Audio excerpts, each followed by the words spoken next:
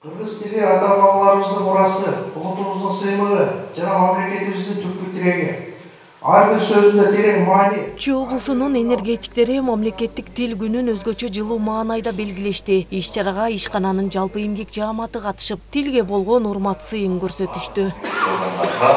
Ушул оңгу жолду алгач таанытуу багытында иш-чаралар жүргүзүлдү деп атайт. Иш-чарада белгиленгендей президент Садыр Жапаровдун демилгеси менен улуттук рух, дүйнөлүк бийиктик уңгу жолу кабыл алынып, президенттин жарлыгы менен бекитилген. Уңгу жол бул элдин тилин, тарыхын жана салт санаасын сактоо гана эмес, мекенчил жоопкерчиликтүү коомду тарбиялоо учурдун негизги талабы экени айтылды.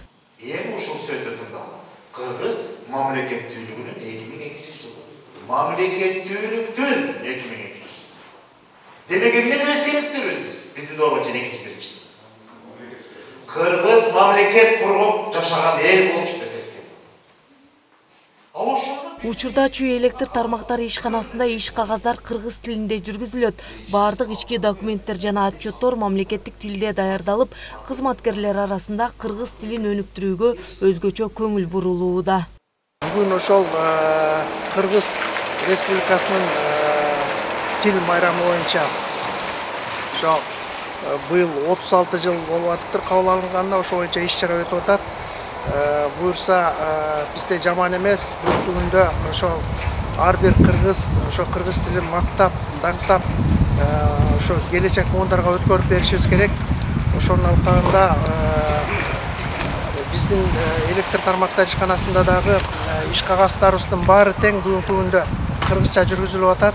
Бирге жүрөм, эне тилин кадырлайм, бүт тил менен иштейм, сүйлөйм, ырырдайм.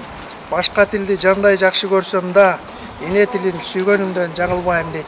Ошо кыргыз тили күнү менен чын жүрөктөн куттуктайм. Кыргызстандын мамлекеттик тил күнү жыл сайын 23-сентябрда белгиленет. 1989 жылы кыргыз тилине мамлекеттик тил макамы берилгенден бери быйыл так 36 жыл болду. Айгерим Дүйшөбаева, Жумабай Исманалиев, УТРК, Чүй.